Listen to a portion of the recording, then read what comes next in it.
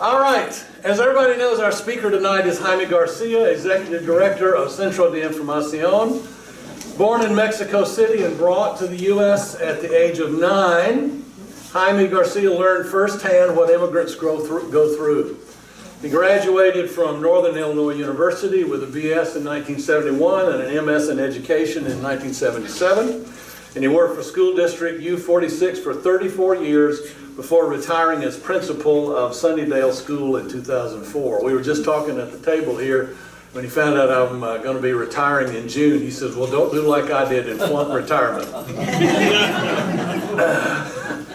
Jaime came to Elgin in 1970 and was co-founder of Centro de Información in 1972 and served on its board of directors since its foundation, including many years as its president, and he became the executive director in 2007.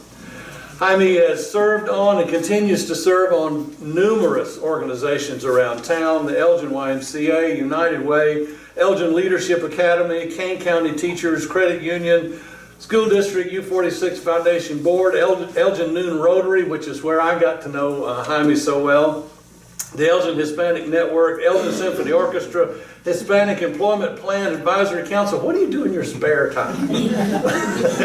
Yeah, what's that, right? Yeah. And numerous awards, and they're all on the sheet. I'll let you look at them later if you want to see that. But I don't want to take any more of his time. Let's welcome Jaime Garcia.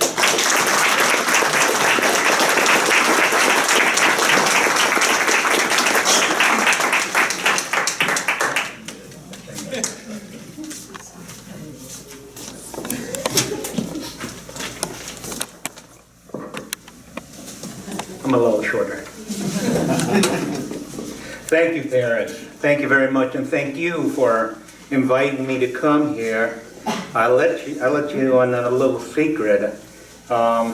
This Tuesday, I got back from a 2-week stay in Mexico. Our plane landed Tuesday night, and I was ready to hop back on the plane and continue my my stay there in Mexico. But here I am. Like Paris says, you know, I've been here just about all of my life, except for the first 9 years, and I'm a Midwesterner. What do you want? And you gotta be used to this. And I love the cold weather. I'd rather have 0 degrees than 100 degrees. I'll tell you that right now. 0 degrees, you can always put on an extra sweater or two. 100 degrees, it doesn't matter how much you take off, you're just gonna get hotter. So, Hispanics in Elgin. You know, it's not a new topic, actually. It's not a new topic at all, and because Hispanics have really been here in Elgin going back to the 1930s and 20s sometimes even. And so it's you know, it's not a new topic. The new thing though, and I'm sure that you've heard the mayor talk about this a little bit for the last year or so, is that Hispanics are now the largest people group in Elgin. So now I can tell you that there are more of us than there are of Okay? So, but, you know, why? Why? I came here, like Paris said, I came here to Elgin in 1970. I was brought here actually by the United Methodist Church to explore the possibility of a Hispanic mission here in Elgin. And as part of that, when I came here, you know, we thought there were a good number of us here. And especially in 1972, and a few of us got together to start Centro de Información, we thought, hey, we need to do something because there's a lot of us here now, and there are people that need help.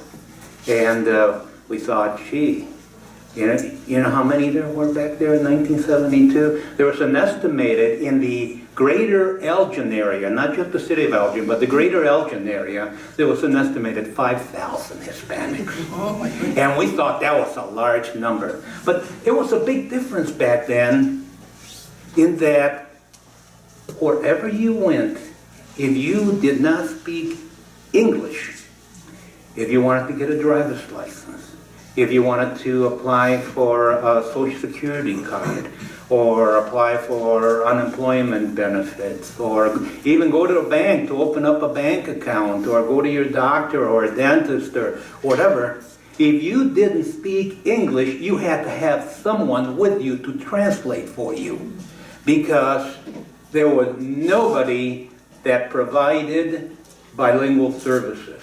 Nobody, no governmental agencies, no retail stores, no businesses, nobody. So people back then were really, really hard pressed if they did not speak English. It was very, very hard. And that's one of the reasons why we started Centro de Información and named it Centro de Información, Center for Information. And so we started, it was a group of churches, the United Methodist churches and the Catholic churches got together. And then following year, the Church of the Brethren said, hey, can we be part of that too? And we said, of course. But it first started out as a mission to the Hispanic community to help out. Because individuals coming to Elgin, for the most part back then, more so than now, came from rural backgrounds. And by rural backgrounds, mean their skills were only pretty much on the working in the fields or working in the dirt, and not much in the industrial parts. Some maybe, but you taught somebody how to run the machine, boy, they ran that machine really well. And the people were very, very interested. The reason they came was for work. And so they were very dedicated to their work. And I remember talking to a number of plant managers or owners of factories, and they would tell me, hey, I tell Juan, I need people. You have any brothers? You have any cousins? You have any friends? Then bring them, and I'll put them to work. And so what did Juan do? He would get on the phone to Mexico and say, hey, come on up.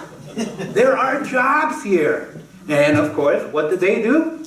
They came up because there were jobs to be found here. And the people, the plant owners, like I said, the plant managers, they needed the workers. And so therefore they came. That was a wonderful thing because people were helping each other out real well. Okay, everybody was happy.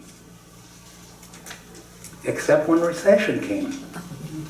Or low times in the economy came. And people got laid off. And then all of a sudden, Juan and his brother and his cousin and whatever were not wanted here anymore. But before, when they were here, or when they were needed, bring more, bring more. And that is the way it has been through the ages, and not just with Hispanics.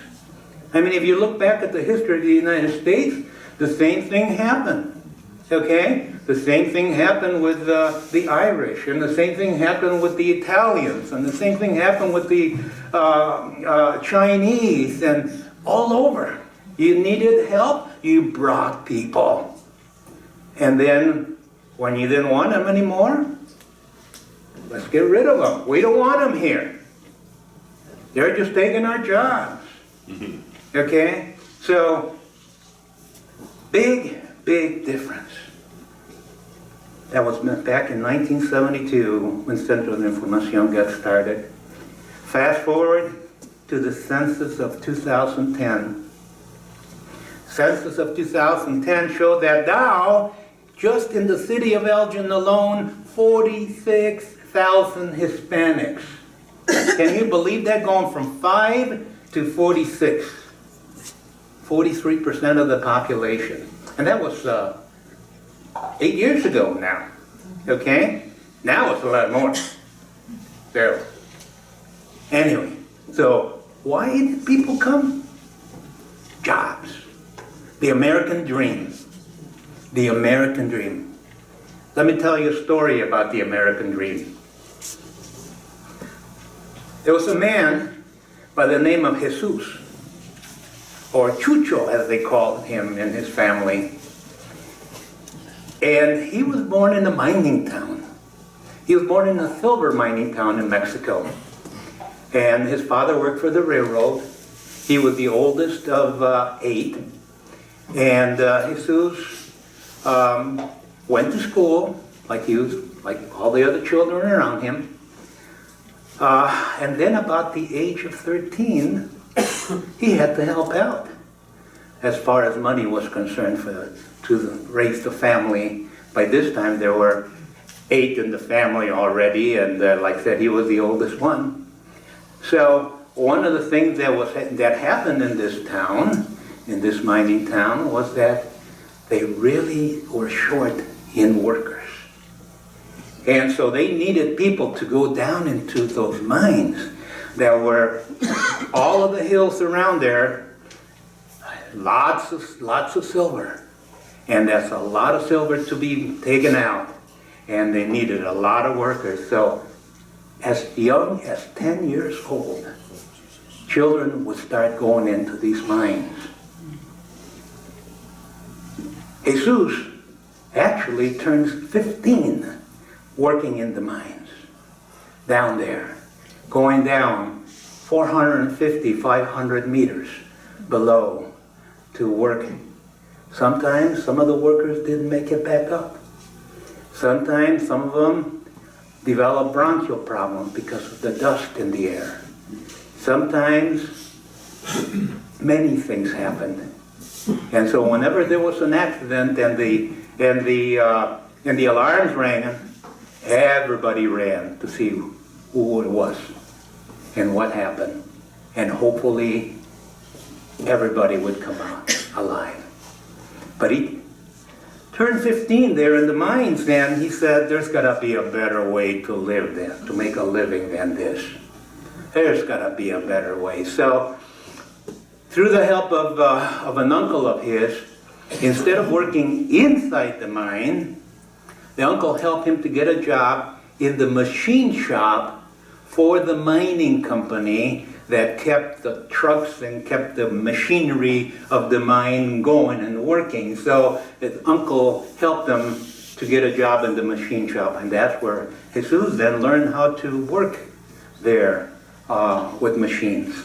And he was a pretty good learner, fast learner. He started learning, working in the machines.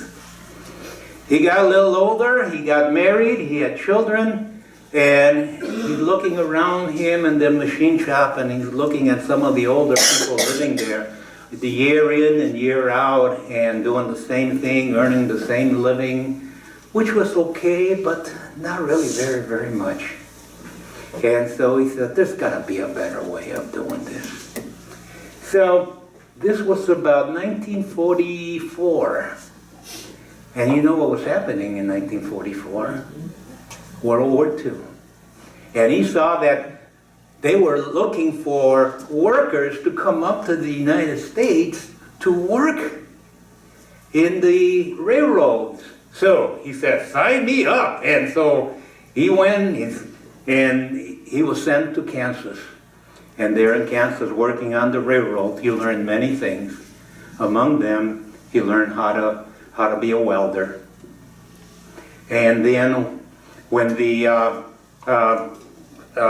United States here, they were very open arms about all these workers and getting them in here and doing the work. And then the war ended, and then all of the men came back from the war. And of course now, we don't need these Mexicans anymore, let's send them back. Let's send them back. So Jesus was sent back to Mexico. But now he learned the skill. And along with that machine shop and the welding, he soon saw that a want ad for airplane mechanics. He'd go, airplane mechanics? Yeah, I can do that. He didn't know anything about airplanes, but yeah, I can do that. So he applied for that job, and they picked him not because he was a machinist or in spite of him not being an airplane mechanic, but because of his welding background.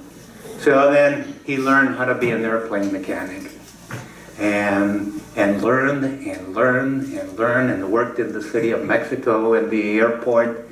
And then in a few years, there was this opportunity to do an internship. And so he was sent to New Jersey. He spent a couple of years in New Jersey. And that, coupled with his little bit of time he spent in Kansas, in New Jersey, he actually lived with an American family. And he saw the way of life here. He saw the children going to school and didn't have to go to work when they were young. And he says, I want this for my family. I want this for my family. So going back, he went back to Mexico, and now with some added training, he had some better skills now with the airplane mechanic. And then a few years later, he saw another ad right there in the airport. Wanted airplane mechanics to work in the United States, to work in Chicago. Wow, he right away took up on that, right away. Why? Because this is the vision that he had, that American dream that we all look for as far as making it a better place, better situation for yourself, and especially for your children and your family. So Jesus answered the ad. There was a man called John Schneck, and he owned Schneck Aviation in Lansing, Illinois, and he needed mechanics really bad, and he couldn't find mechanics. So he went to the State Department here in the United States and said, look, all of these want ads that I have put, look at all of the advertising that I've had, and I cannot find any mechanics. Please give me the opportunity to go to Mexico and to bring some mechanics. State Department looked at that and they did their research and they said, granted, go. So Mr. Schneck went down there, and then that's when Jesus, from the moment he saw the ad to the moment he was on the plane to come to the United States, it was a matter of 2 weeks. That's unheard of nowadays. Let me tell you that. Very much unheard of. And let me tell you why. It is a very different story now because of the fact that there are many people that want to come up, and two, our laws are really messed up, our immigration laws. There was a man that came to Centro a few years ago, and he became he came to Centro to become a U.S. citizen. He was a legal permanent resident. He had been a legal permanent resident for at least 5 years. He applied for citizenship, became a citizen, and he was very proud to become a citizen. And he saw me in the store one day, and he said, I am now a citizen. He said, now I can apply for my adult daughter to come and live with me. And I said, well, let's go find out. Let's see how long it would take, because I know it will take a long time. So we went and we inquired one of our immigration workers there at Central Información, and I said, if he were to apply now for his daughter to come to be with him now here in the United States, how long would it take for her to get the visa to be able to come? You have any idea how long that would have been? 10 years. 3 years? 10. 10 years? 13 years. 13 years. Okay? So, when people say, let them wait in line, like my ancestors did, well, if you really look back, how many how long were the lines back there when the ancestors came? Or was there ever really a line when they came? Because you know that, the Germans, the Swedes, and and many times they just hopped on the boat and they came, and as long as they were not sick. I went to Ellis Island, and I heard all those stories about that over there. Okay? Unless they were sick, let them come in. Let them come in. So, anyway, getting back to Jesus. 2 weeks, and he was on the plane. And he arrived in Chicago, and worked at the Chicago Hammond Airport in Lansing, Illinois, and worked for a few months, and saving up his money to send for his family to come. And then he had the money to buy the furniture, the beds, and everything that was needed, but he needed an apartment first. Okay, so he went all around Lansing, Illinois, and he went all around Burnham and Hammond, Indiana, and everywhere he knocked, many times, as soon as people saw him, they said, no, we don't have an apartment for rent. Either that, because sometimes they, oh yeah, I do have an apartment for rent. How many children do you have? I have 4 children. Sorry, no. Okay, finally he found an apartment in the very most southeastern part of the city of Chicago, a little Polish neighborhood called Hegwisch.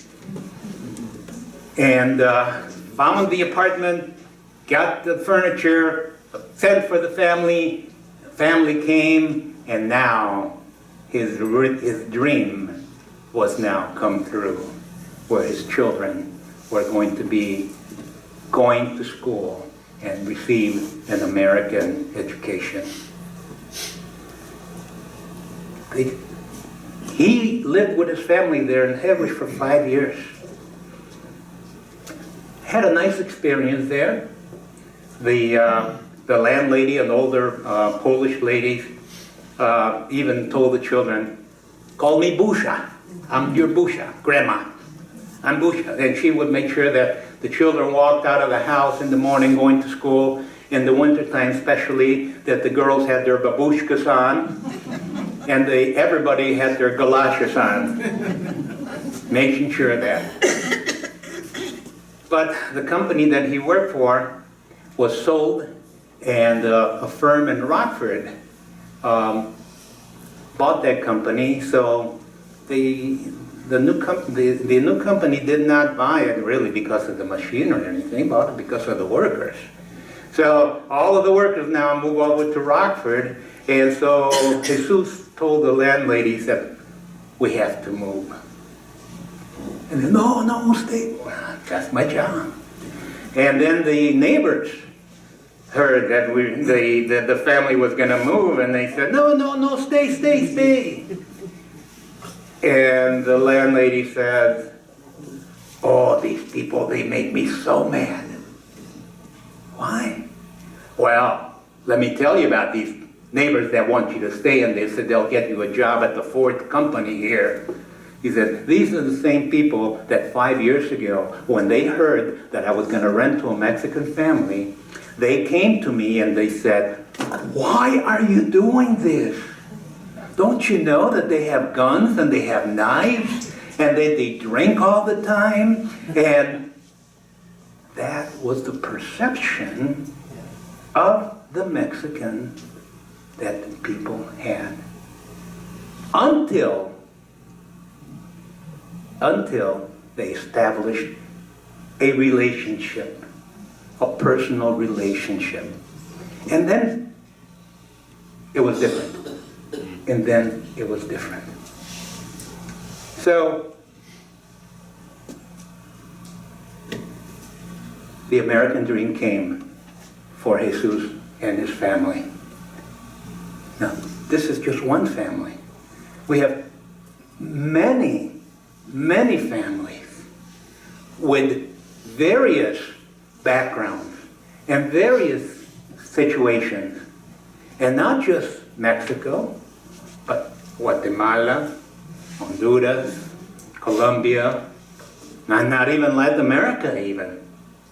Do you know that there are now more people coming to the United States from Asia than there are now from Latin America? Yeah? Chinese, Indian, Southeast Asia, the Middle East. Changing altogether.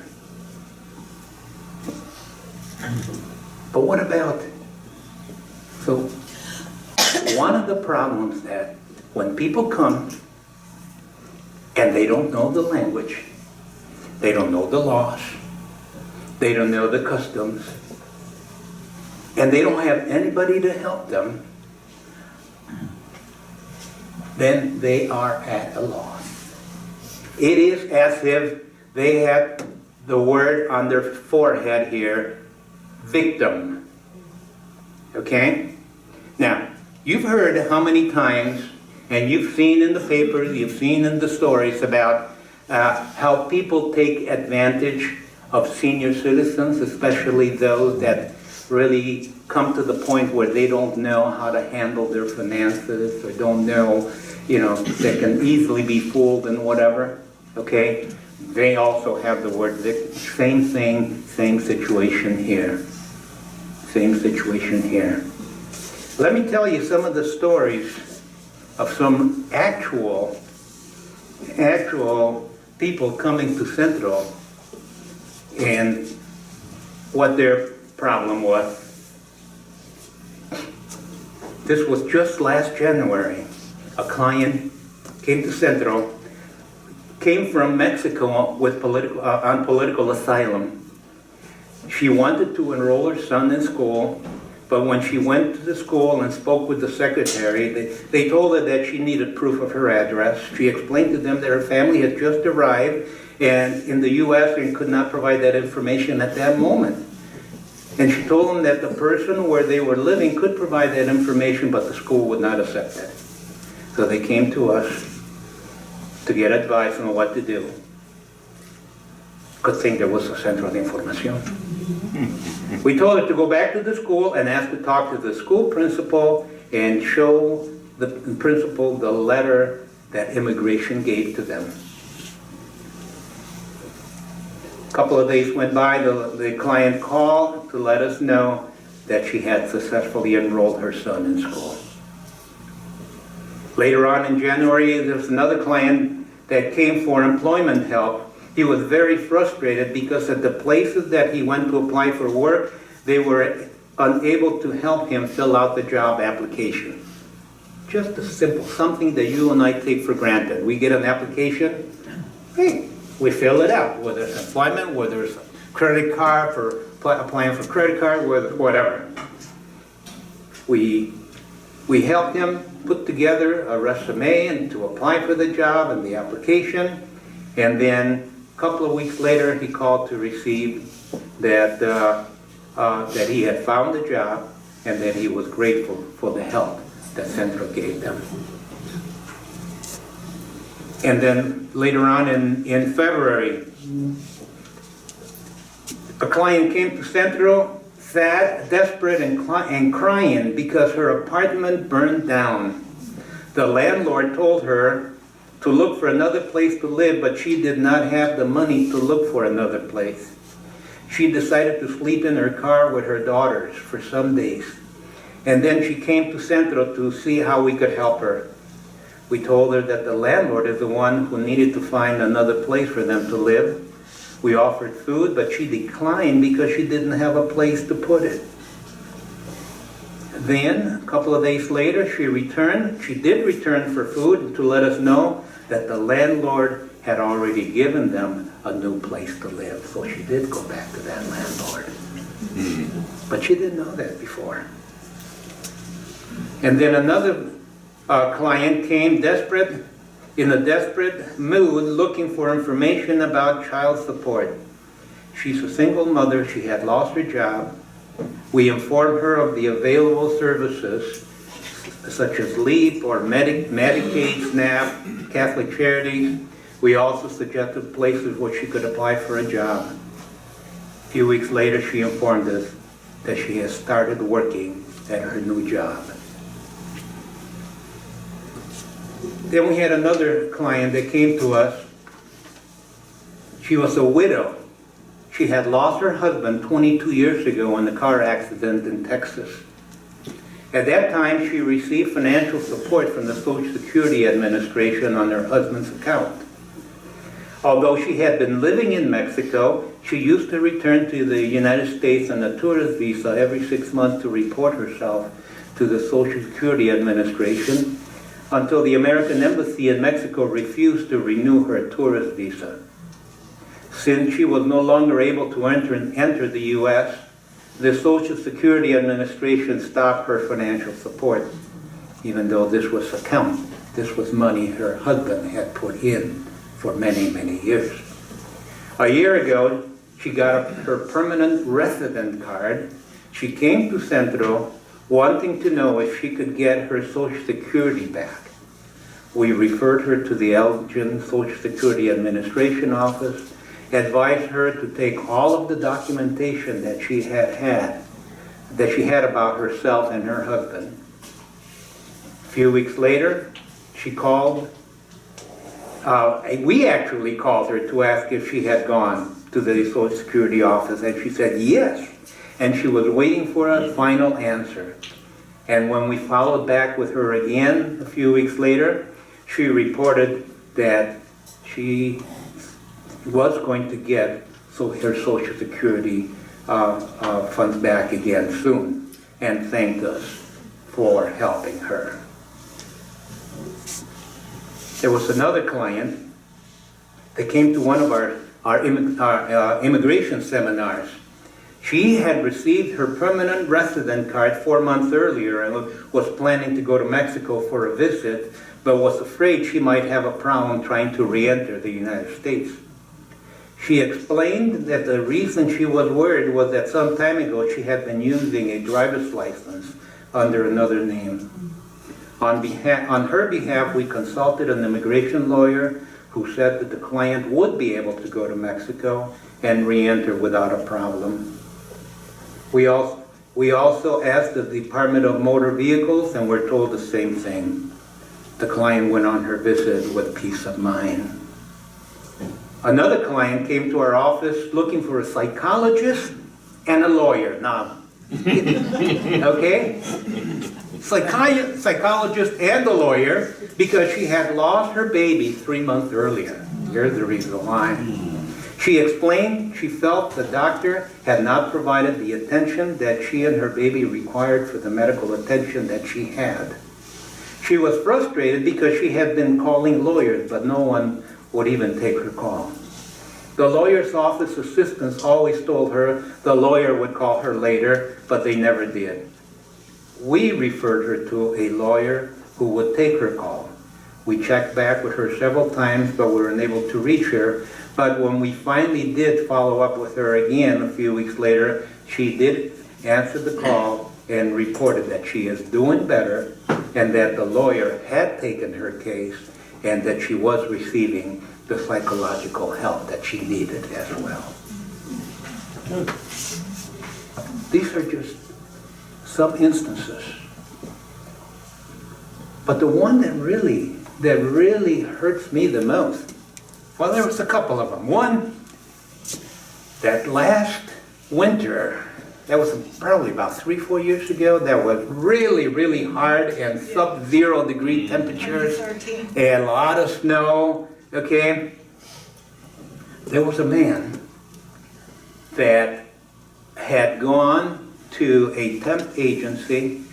They needed people to shovel snow, and so he was told to report later that evening, and they took him and some others, and during the night, they spent the night. They gave him a shovel and a pair of gloves made of cloth, and they were all night long shoveling in sub-zero degree weather. The following morning, that man showed up very early at Centro de Información. Showed up because he did not know what to do. He had gone to the temp agency and they wouldn't help him. He came to Centro, his hands were black and blue. What we did, took him straight to the emergency room to get him the medical help that he needed, and then work with him later on to follow up to make sure that he got the attention that he needed. People take advantage of people. In another instance, we had a family that came to us because they moved to Elgin. They owned a home in Rockford. They had the head of the household got a job here in Elgin. And so they went to a local realtor, said, hey, we have a home back in Rockford. Can you help us? We want to sell it. Sure, of course we can. And so they signed the papers and everything that needed. And 1 month went by and didn't hear anything from the realtor. So they went to check on the realtor. Hey, how's things going with the selling of our house? Well, you know, we're in recession time and it's kind of hard to sell a house right now. But don't worry, you know, we'll sell it for you. We'll sell it for you. And it was recession. And you know how hard it was to sell a house back then. Okay? So a few months went by again, and they decided to take a trip over to Rockford, visit some friends. And they thought they'd swing by the house, take a look, see how things were. They went by the house, and there were people living in that house. The realtor had been renting that house and pocketing the money.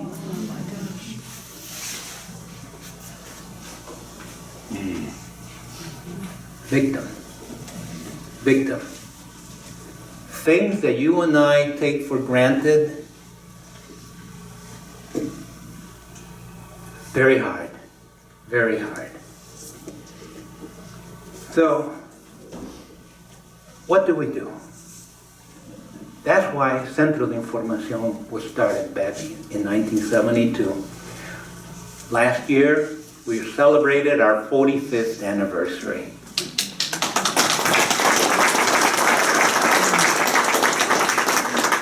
We went from serving with no money and all volunteers, serving just one afternoon a week, to now we have 3 offices. Our main office is in downtown Elgin, and hopefully within the next month here in February we will be moving. The building where we're at, the old PNC Bank building across the street from the post office, is being sold. They closed that local branch of PNC Bank, and so they're selling the building. And we are now finalizing agreements or arrangements with St. Joseph Hospital. They are going to be helping us out. They have a building behind their campus, almost on the corner of Lyle and Lindlore, that initially when they opened up the hospital, that was the nunnery. That's where the nuns lived. So they're going to be helping us out. St. Joseph Hospital presence have been wonderful. And so we're looking forward to that move. And so 45 years. And now we're going to be moving. But we started out, like I said, and now we have our main office in Elgin. And then we have 2 satellite offices, one in Hanover Park and another one in East Dundee. And within the 3 offices, we're seeing anywhere from, in the last few years, we've seen anywhere from 12,000 to 15,000 different individuals every year. Every year.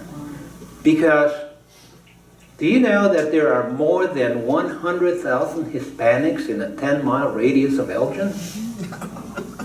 Okay? And so we are there to help as much as we can. And, but I remember when I first came to Elgin, driving around town. Elgin's a very pretty town, actually. And some nice, beautiful, historic homes. And as I drove around, I said, wow, this is really nice, nice houses here. And then I started visiting some of the people and going inside in some of these houses. And I remember there was a family in our church that I started visiting, and on the outside it looks like a nice house. They were renting a small little house, and until I started, visiting them, and I would see little critters going around. And I said, what's going on here? And she showed me. She said, as much as I tell my landlord, he won't do anything. She showed me around. We opened the door where the water heater was, the place where the water heater was. Opened the compartment door there, and that whole inside of the door was full of cockroaches. Full of cockroaches. And they didn't know what to do. They did not know what to do. They didn't have the money. They were just had been here in Elgin only a few years. And but you know what? We worked with that family. We got the landlord to come in and clean up the place. And then once the landlord came in to clean up the place, they themselves also started fixing up the place. And then later on, well enough to be able to then get themselves and their finances together and to be able then to buy a house for themselves. And two-story house, they were so proud of that house.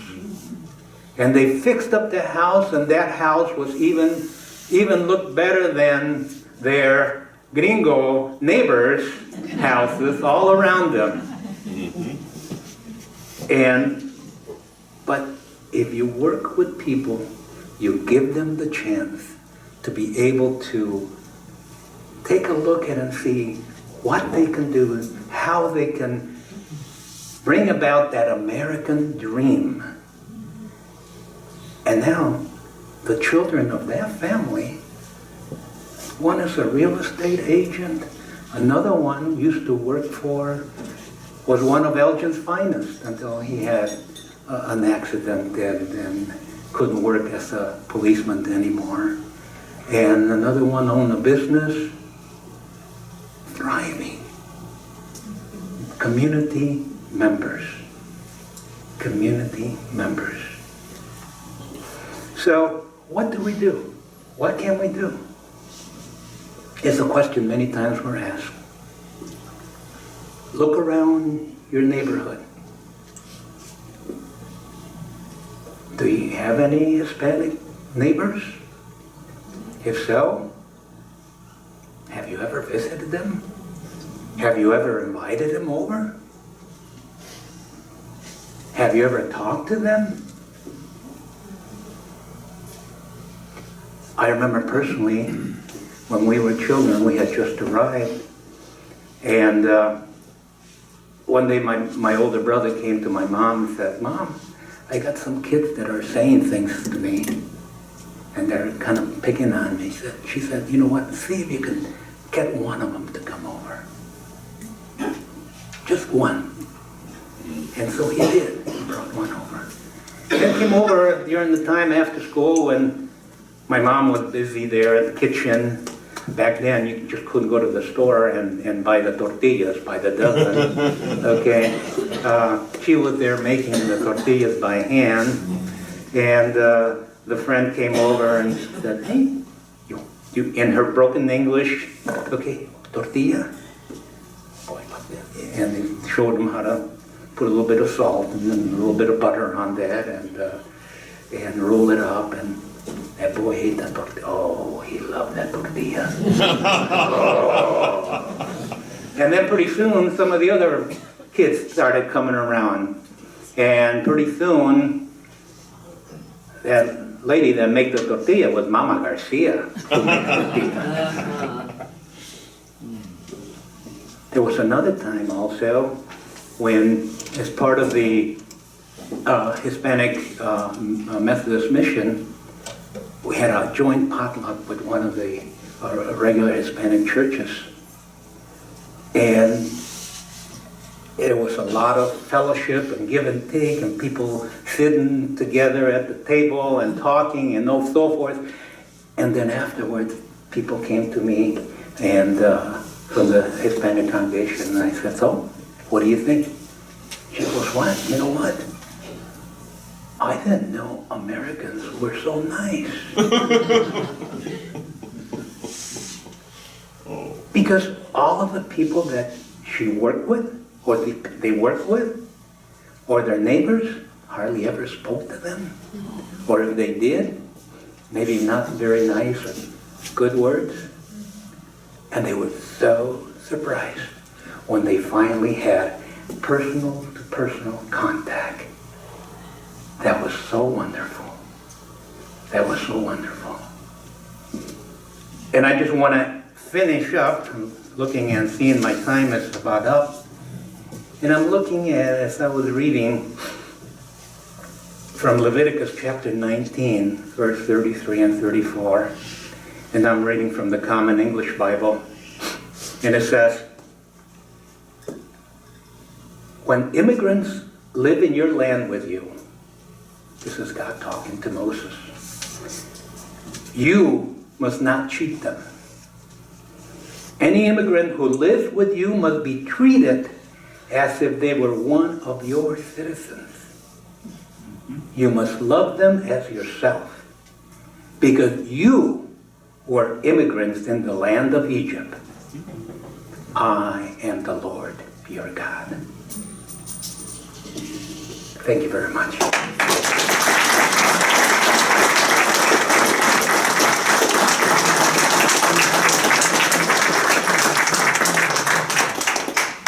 I guess we go for a question and answer? Yeah, and we just open it up to the group. Any kind of questions, comments that anyone would like to make? It's your time. Yes, sir. Could you save the guy's hands? You know what? Truly, I don't know how that story ends with that gentleman. I wish I had an answer for you. Thank you. Are you Jesus' son? Yes, I am. He probably took to that. And as a matter of fact, I told you, I just came back from Mexico. And went back to my parents' hometown, that silver mining town. It's now a city of almost 500,000 people. And it's just down to only 2 mines working, where there were many, many before. And there's actually a museum there, and they're taking one of those mines, and we actually went into one of the mines. And they showed us about this, and they told us that as far as, that they did take children as young as 10 years old to work down in those mines. And which then made a lot of sense when, we had heard the stories of our father, who was 15 years old when he turned 15 working in the mines. Yes, he was. Yes? What kind of health services, do you give any health services, or do you refer people? Say somebody comes in and they have an issue that requires some intervention. We do not provide health services, but we do work closely with places like Greater Elgin Family Care Center, with Sherman Hospital, with St. Joseph Hospital, VNA. We do work closely together. Are there Spanish services available in places? Like some people cannot speak English, and you need to deal with issues that you have to talk to them one-on-one in Spanish. Mm-hmm. I don't know. Well, the good thing about now is that wherever you go, or just about wherever you go, there are bilingual people, whether in the doctor's offices, in the hospitals, in the clinics, in the government offices, there are now bilingual people, okay? And even the businesses, the banks and the retail stores and whatever, because they see now that it is an advantage, economic advantage, financial advantage to having bilingual workers. Yeah, That's true. yeah. Question, yes, sir. You mentioned that Hispanics are the largest block of people living in Elgin, Yes, yet they're woefully underrepresented in many government agencies. unfortunately, yes, I can think of city council for one, U46 for another. yes. How do you go about changing that? Well, you know, that's a wonderful question, a very good question, and I wish I had an answer for you. You know, then that would be the $46,000 question. You remember that show? The problem comes when you have a newer immigrant block in the town, where people maybe in the first generation or even second generation, and they don't know about the politics.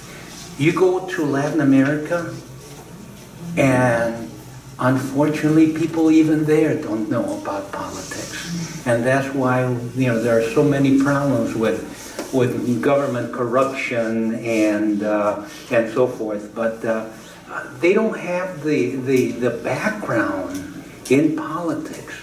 And so when they come, let me give you an example of this. We go every 4 years. We get a grant to hire someone to enlist people or to sign people up to register to vote. Okay, bilingual person will go out and try to register. And if, okay, are you a citizen? Yes, I am. Good, all right. Have you registered to vote? No, I haven't. Can we help you? Okay, but it is okay. You know, we can help them to register, but when it comes time to vote, then they say, I don't know who to vote for. I don't know what the issues are. You know, so they are reluctant to go, just like anybody would be reluctant to go vote if they didn't know who was running, what the issues were, and whatever. There was one man a couple of years ago came really happy. He said, you know what? I became a citizen last year. I went and I registered to vote, and I just went to vote. And he was so proud. And he said, and I voted for so-and-so and so-and-so. And I'm going, oh.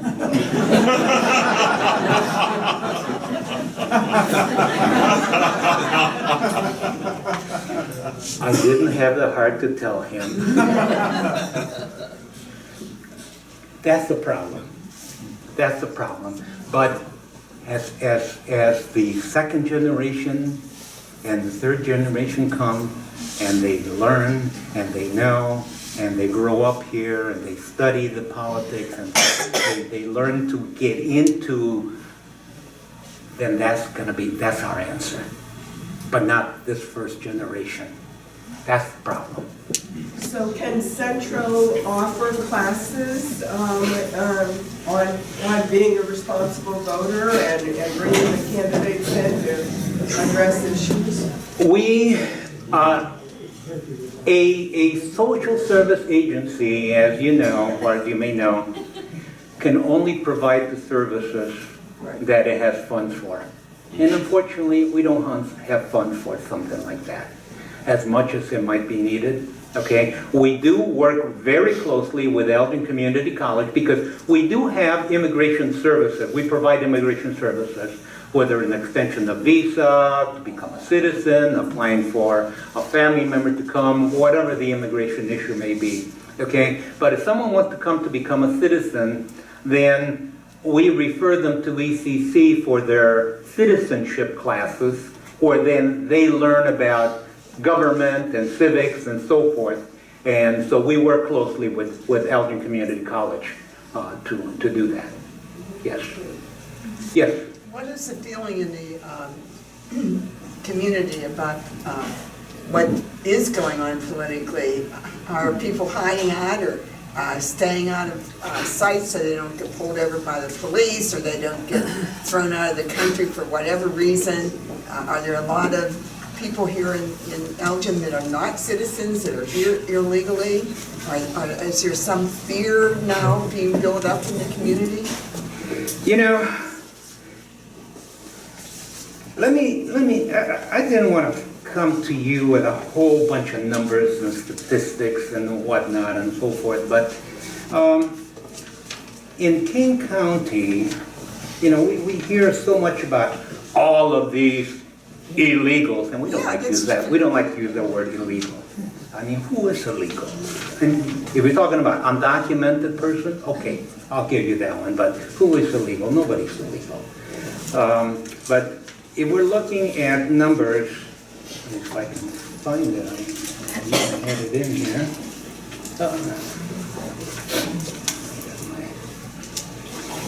My page is turned around here.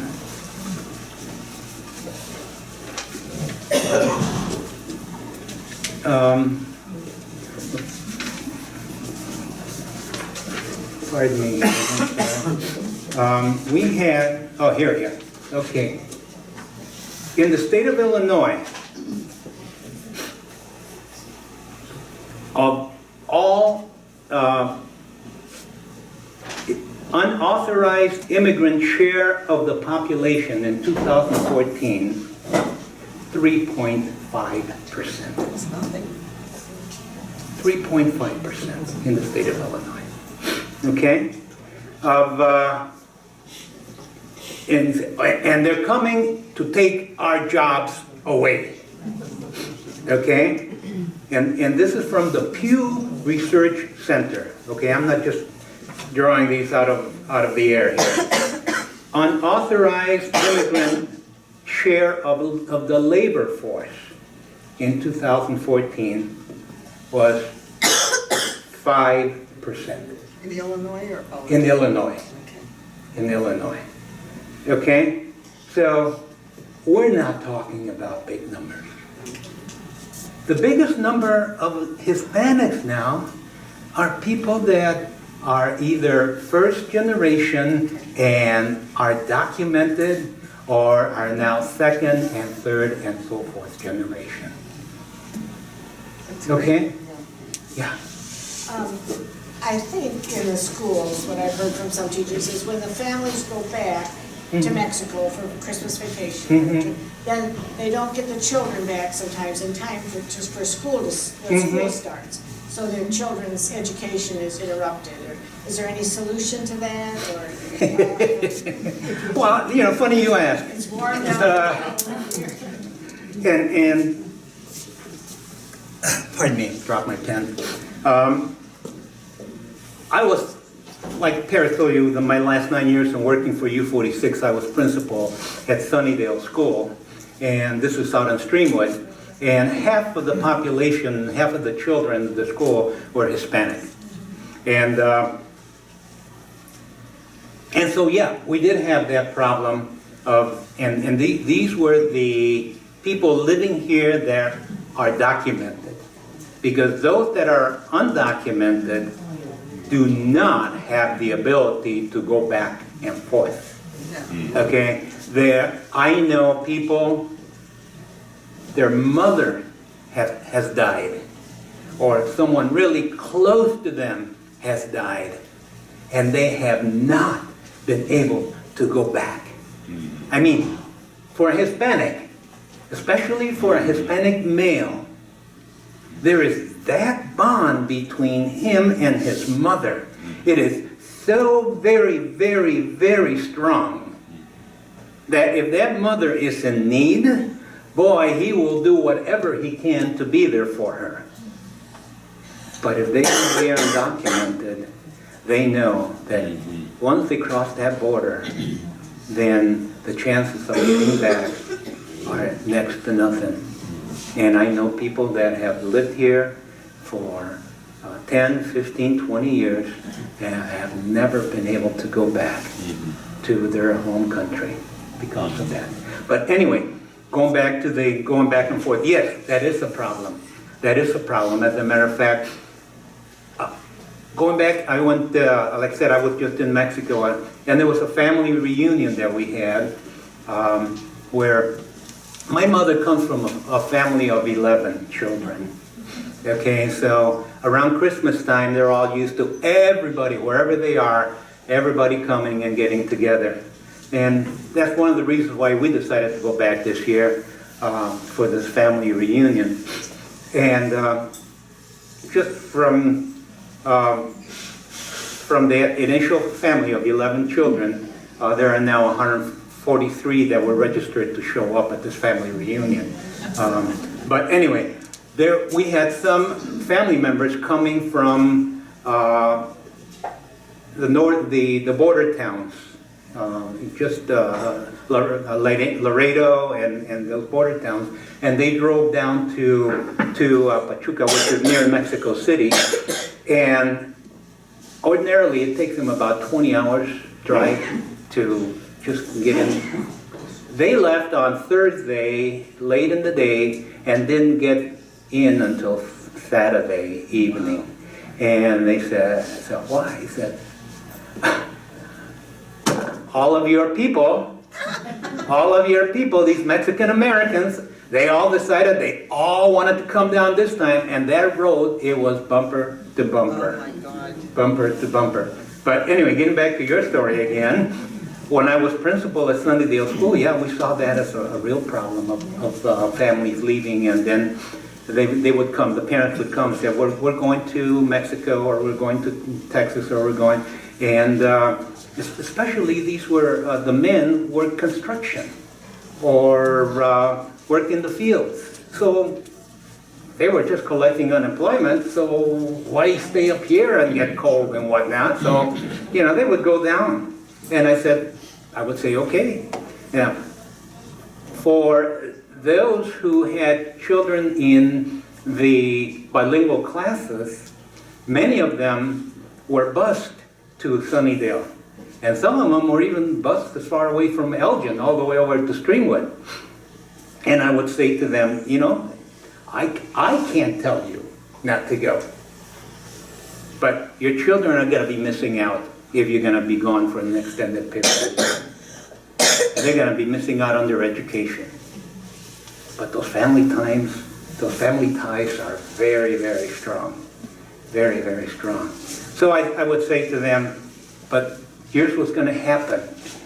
By law, I can only keep you, I forget now, I think it was like 2 weeks, 3 weeks or something like that. And then after this period of time, I will have to drop your children from the role, from our roles here at the school. And if I drop them, then when they come back, if you come back after that, then if there is room in that classroom for them, we'll take them. We'll take them back. But if that classroom is full, then you're going to have to report to the bilingual office, and then they will send you to whatever school there is an opening. Okay? And so they would say, no, we want our children here. I said, well, that's going to be up to you. And you know what? Many times they were back within that time. Yeah. Question? Last year, at the time of the presidential election, within a couple of days afterwards, I'm in a couple of middle schools last year for 2 days each, and there was tremendous anxiety for many of the kids about the election. Their parents weren't legal, they were afraid, if you remember about that, within a month of the election, there was the mom of teenagers who was in a van, and the kids came in and they were asking, what happens if I go home and my parents aren't there? And so I think in Elgin, our concern needs to be educating people Because I think that there are more illegals than 3%. I just think, from my experience talking to kids, they don't want to tell anybody, they don't want to talk to anybody except when it's a crisis or when they're feeling really anxious. Yeah. And so I guess my question is, as a community, what can we do to support families who have kids here who might be at risk? Because it just broke my heart to see kids trying to figure out where would they go, what would they do if they went home and their moms and dads weren't there. Yeah, and that did happen. There was mass hysteria, I know. okay? And many times you're battling the unknown, okay? And the unknown a year ago was much what the president-elect, the rhetoric and the language he was using about sending the illegals back. Right. Okay? So that's where that came from. We had a lot of people coming to Centro de Información. We had a lot of parents, because what they wanted to do was draw up a power of attorney in case they were picked up. Then what was going to happen to their children? Who was going to take care of them? Who was going to be responsible for them? And so forth. So that was one of the big things back then. It has since subsided because, we have had ICE coming to the Elgin area, but not in the indiscriminate way of going to a factory and rounding everybody up and then taking everybody away. It seems like it's been more that they have a list of individuals that they're going after, and these are many times individuals with supposed criminal backgrounds, okay? But yes, what can you do? Unfortunately, there's really not much that you as a average citizen can do, all right? Except maybe support the work of agencies like Centro de Información that are there to provide the services for the people. It was also really helpful that the police department clarified their Yes. policies and that they are not agents of ICE. Yes, agents, Chief Swoboda was wonderful. I remember calling, because we did have people coming to us and say, what can we do? What are we gonna do? And so forth. And what's going to happen, and what is the police here going to do, and so forth. So I called the mayor, and I asked to meet with him and with the chief, and they assured me. And then sometime after that is when they started having Hispanic community meetings for them to let the people know in the stance of the city of Elgin and the police, Elgin police, as far as that they were here to serve and protect.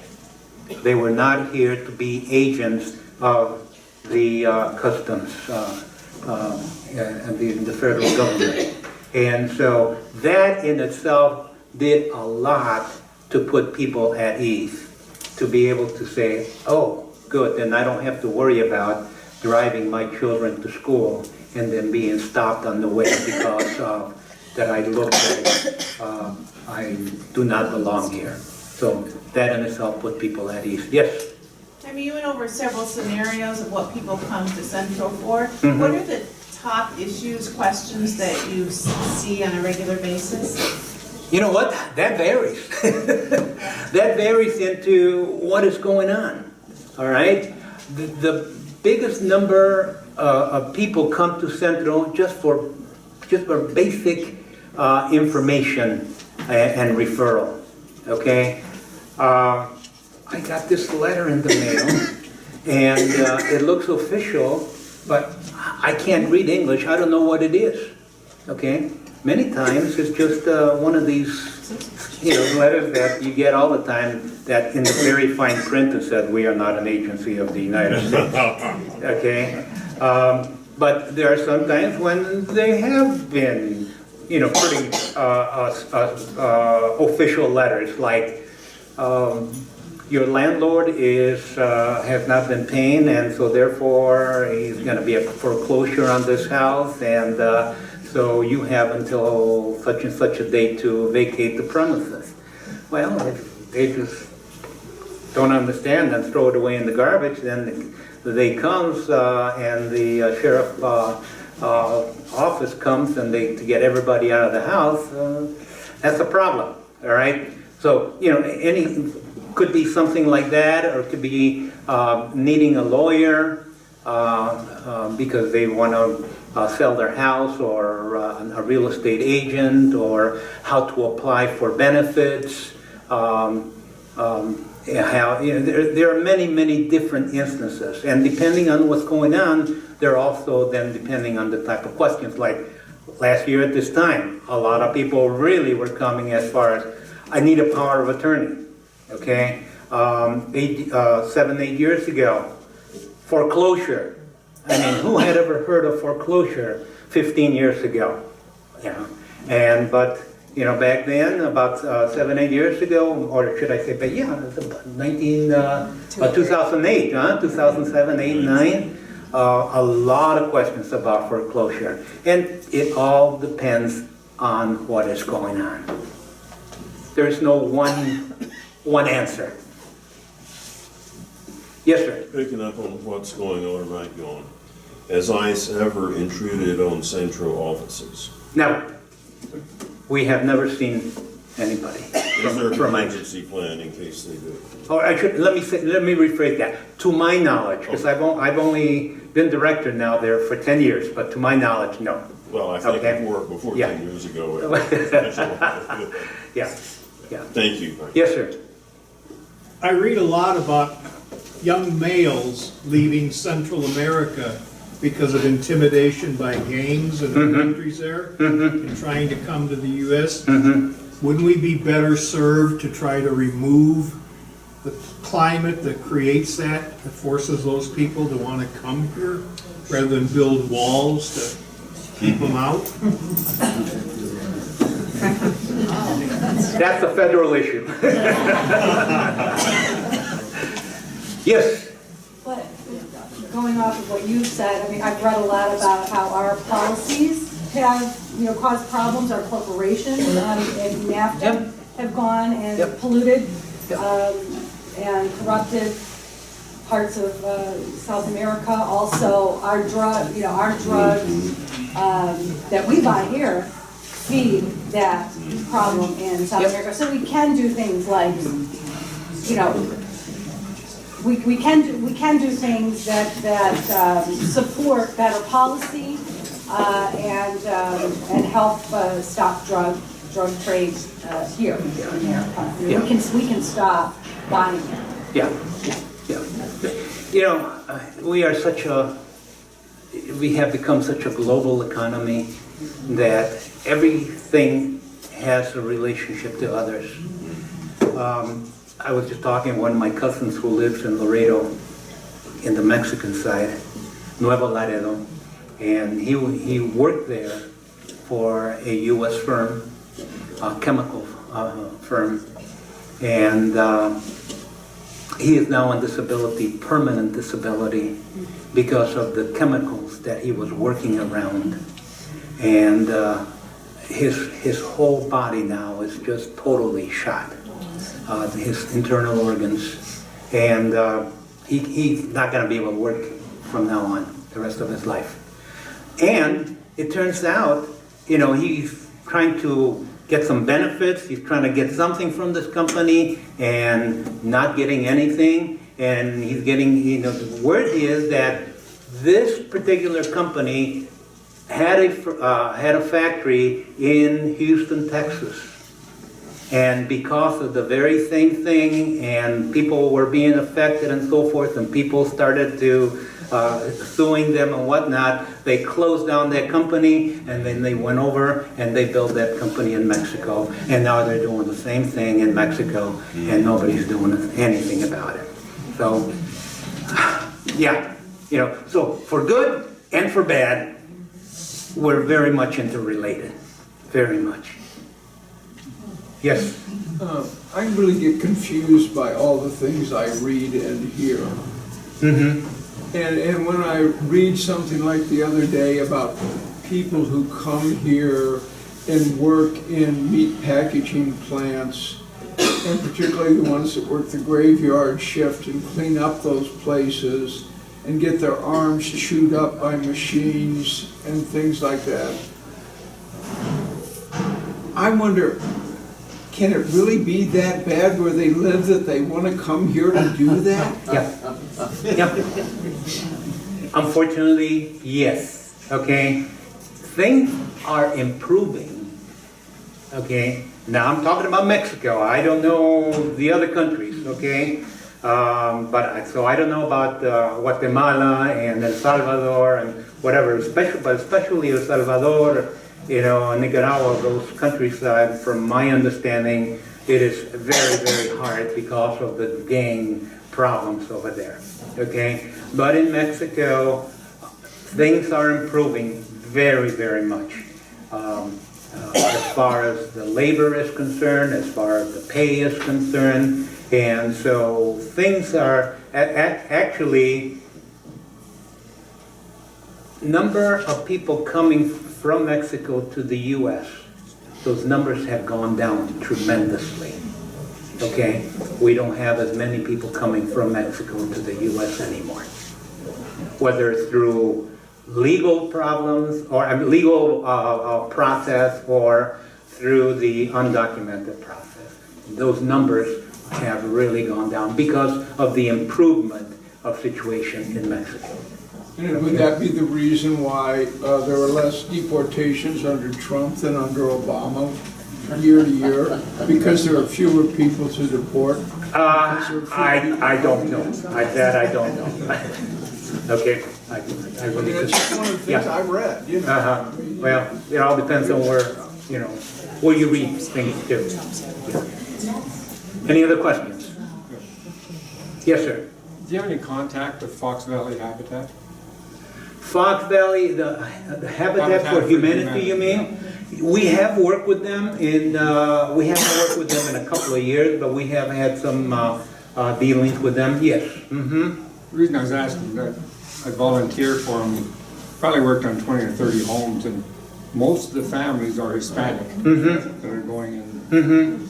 Yeah, because of the type of clients or the type of people that the parameters and so forth that it fits very much within that Hispanic, yeah. Okay. Yeah, as far as income and as far as number of children and so forth, yeah.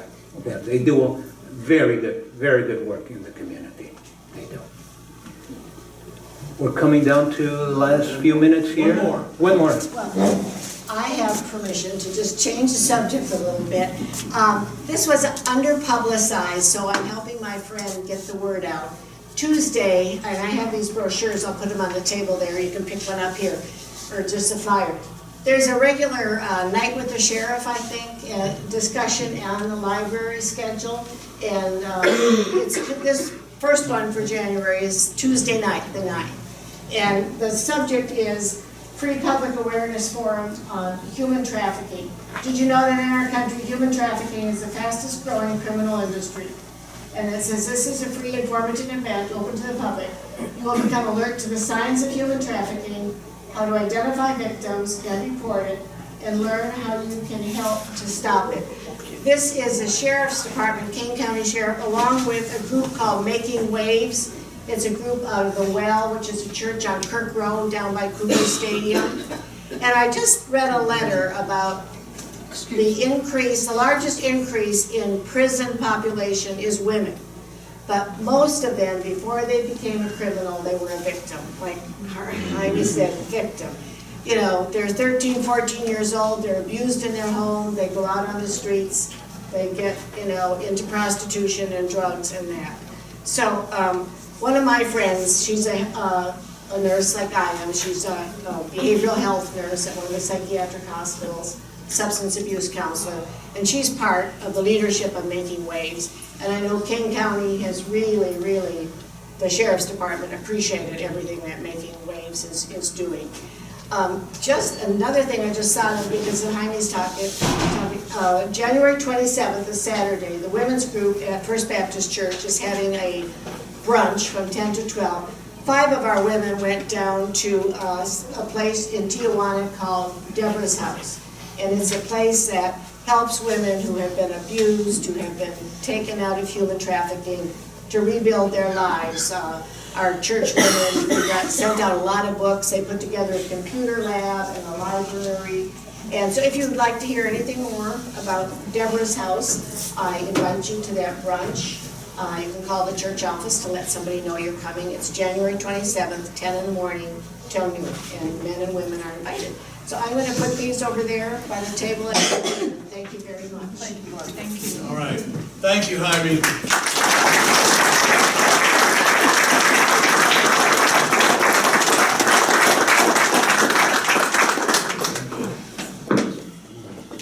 All of us here at First Congregational have the same question that was voiced several times tonight. What can we do about this? It's such a multi-layered issue and problem. But there are some things we can do. And as Jaime said, to partner with organizations like Centro. And I want to put in a little plug here and say that we, for the last few years, have dedicated our entire Christmas Eve offering here at the church to some organization or organizations to try and help with an issue. And this year, since we are trying to focus on immigrant issues, one of the things that part of our Christmas Eve offering will be to go to support parent education classes through Coleman Elementary School. The principal is a member here of this church, and in conjunction with Centro to help set those up, because as Jaime said, sometimes the culture itself is just so confusing. The other part of our offering will go to the Literacy Connection here in town to help with English as a second language. And we're very excited about that. Our goal is $8,000, and we're within less than 200 of that. So if anybody wants to pony up tonight and push us over our goal, we would love to have it. Because it looks like a small thing, but as Jaime indicated in the stories that he told tonight, it's a big thing in the lives of certain people. How many of you know the story of the starfish? Starfish on the beach. It's an old story. Made a difference for that starfish. We can make a difference in the lives of families and make a big difference. My wife back there was born in Sicily, and if she had been a Southern Baptist, she'd been yelling amen all night long. Because she's lived this herself. Sees it up close and personal. Next Sunday night, same time, same station.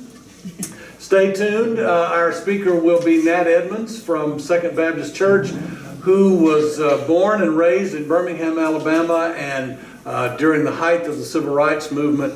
And his topic next week will be civil rights. Where do we go from here? So we're looking forward to that. He is a great, oh yeah, Nat, they don't come any better than that. Yeah, I just, when it comes to preaching skills, I just bow down to Nat. He's that good. All right, thank you all for coming. Like I say, if you want to register, you can do it online. Please, hope to see you back next week.